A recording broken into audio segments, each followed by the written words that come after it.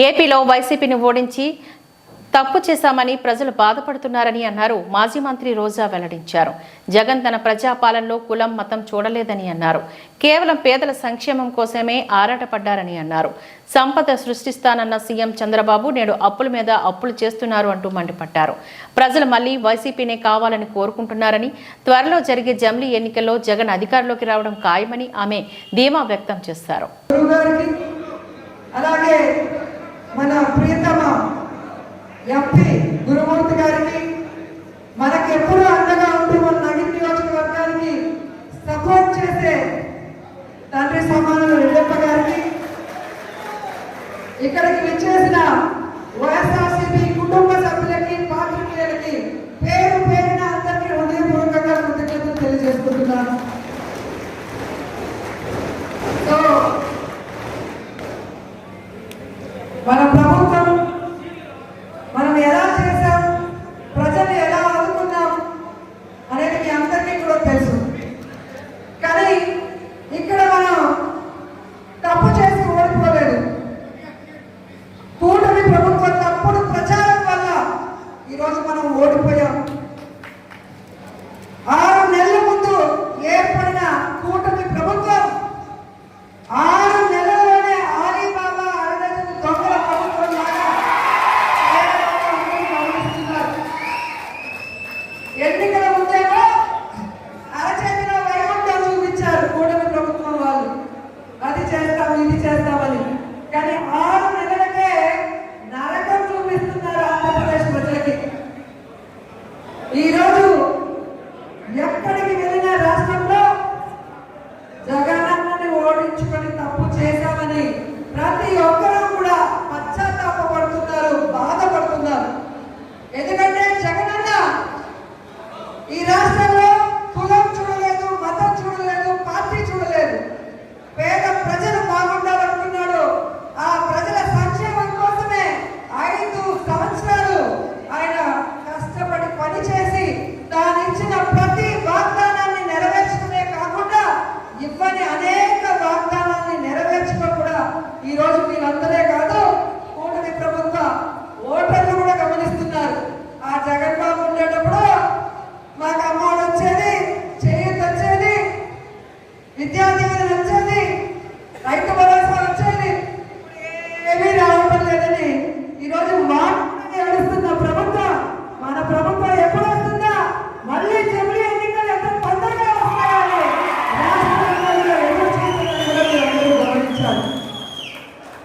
సంపద సృష్టిస్తానన్న చంద్రబాబు నాయుడు ఈరోజు అప్పుల మీద అప్పులు సృష్టిస్తూ మనని అన్యాయం చేస్తున్నాడన్న విషయం మనం అందరం కూడా గమనించాలి.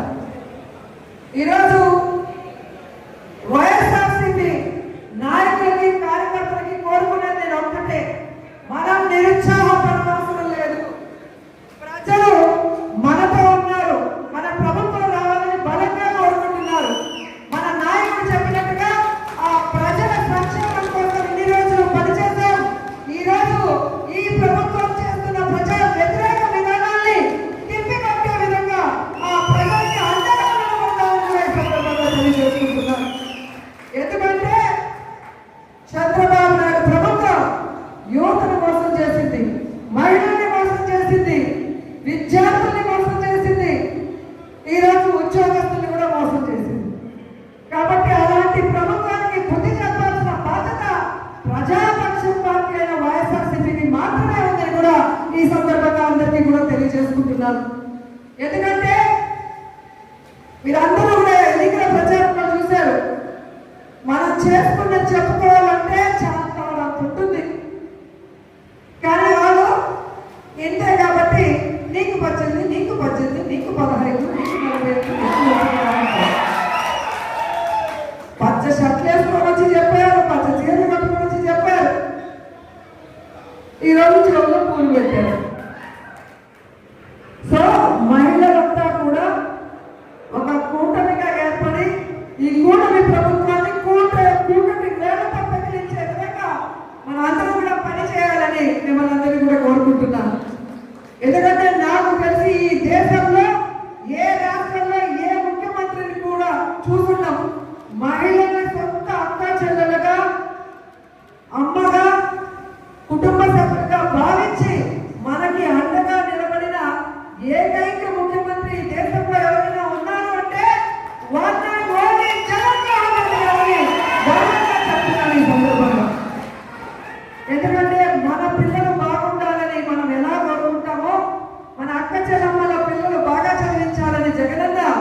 నాడు నేడు కింద స్కూల్స్ ని ఎలా అభివృద్ధి చేసి కలర్ఫుల్ గా మార్చాడు, మంచి చదువుని ఎలా అందించాడో మనం అందరం కూడా చూసాం.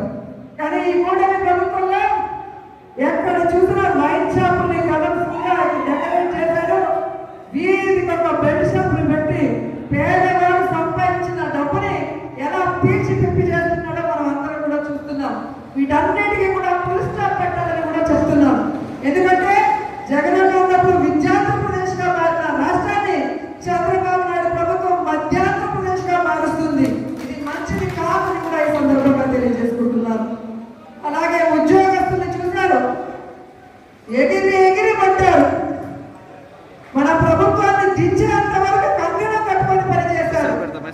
ఈ రోజు బయటికి చెప్పుకోలేక లోపలికి మింగలేక ఉద్యోగస్తులు ఎలా నరకయాతన అనుభవిస్తున్నారో మీరు చూస్తున్నారు.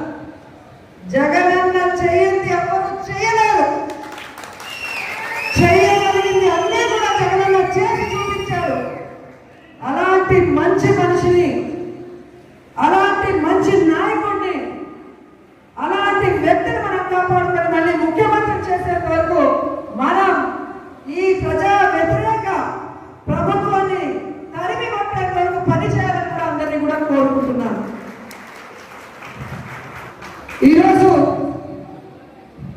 మన ప్రియతమ ఉమ్మడి చిత్తూరు జిల్లా నాయకులు భూమన కరుణాకర్ రెడ్డి గారు అధ్యక్షులైన రోజు నుంచి మన కార్యకర్తలకి అండగా, నాయకులకి అండగా, ఎక్కడ ఏ విషయం అవసరమన్నా కూడా పరిగెత్తుకుంటూ వచ్చి మనకి అండగా నిలబడుతున్నాడు. కాబట్టి కార్యకర్తలకు చెప్పేది ఒకటే, ధైర్యంగా ఉండండి. తప్పు చేసిన వాడు ధైర్యంగా ఉన్నప్పుడు తప్పు చేయని మనం, సంక్షేమం అభివృద్ధి చేసిన మనం ఎందుకు భయపడాలని కూడా ఈ సందర్భంగా తెలియజేసుకుంటున్నాం. మీకు నియోజకవర్గంలో నేనున్నాను, జిల్లాలో కరుణాకర్ రెడ్డి గారు ఎంపీ ఉన్నారు, రాష్ట్రంలో జగన్మోహన్ రెడ్డి గారు ఉన్నారని కూడా మేము అందరికీ తెలియజేసుకుంటున్నాం. మన పార్టీకి పోరాటాలు తప్ప కాదు, మన పార్టీ పోరాటంలో నుంచి పుట్టిన పార్టీ, ప్రజల కోసం పుట్టిన పార్టీ. ఈ రాష్ట్రాన్ని అభివృద్ధి చేయాలి అని ఏ కలనైతే వైఎస్ఆర్ గారు కన్నారో వాటన్నింటినీ కూడా 60-70 సంవత్సరాలు ఈ ప్రజలకు అందుబాటులోకి రావాలి అని పార్టీ పెట్టి మీకోసమే ముందుకు నడిచిన జగనన్న పార్టీ, ప్రజల పార్టీ, మన పార్టీ. ఎందుకు నేను ఇంతగా చెప్తున్నానంటే, ఈరోజు జగనన్న అనుకున్నవన్నీ సాధించాడు. ఆయన బిజినెస్ మ్యాన్ గా సక్సెస్ఫుల్, ఆయన ఫ్యామిలీ మ్యాన్ గా సక్సెస్ఫుల్, ఆయన సీఎం గా సక్సెస్ఫుల్. ఇంకేం అవసరం ఉంది? కానీ రాష్ట్రంలో కూటమి ప్రభుత్వం వచ్చిన తర్వాత వాళ్ళు చేస్తున్న అరాచకాలు, విధ్వంసాలు చూసి మనని నమ్మిన కార్యకర్తల్ని మనం కాపాడుకోవాలి, మన కోట్లేసిన ప్రజలకు మనం అండగా నిలబడాలన్న చిత్తశుద్ధితో ఆ రోజు నుంచి ఈ రోజు వరకు పని చేసుకుంటూనే వెళ్తున్నారు. అలాంటి వ్యక్తి కోసం మనం పని చేయాలన్నా మరి ఎవడో కేసు పెడతాడని ఒకడు, ఎవడో జైల్లో పెడతాడని ఒకడు ఉద్యోగం తీసేస్తాడని ఒకడు ఇలా భయపెడుతూ మనల్ని ఇంట్లో కూర్చోబెట్టాలనుకుంటున్న కూటమి ప్రభుత్వానికి మనం చెప్పాల్సింది ఒకటే, నువ్వు కేసు పెడతావా పెట్టా, జైల్లో పెడతావా పెట్టా,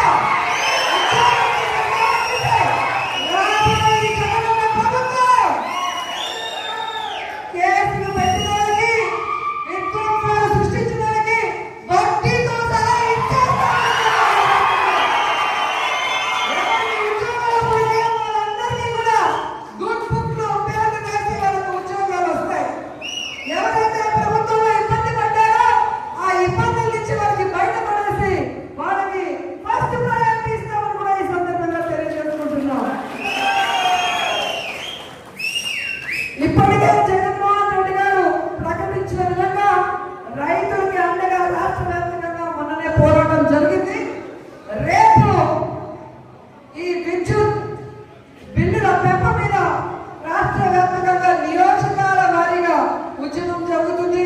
అందరూ కూడా వచ్చి ఆ ఉద్యమంలో పాల్గొనాలి అని కూడా ఈ సందర్భంగా తెలియజేసుకుంటున్నారు. అలాగే జనవరి 3వ తేదీ విద్యార్థుల కోసం ఫీజు రింబర్స్మెంట్ కోసం జగనన్న పిలుపునిచ్చాడు.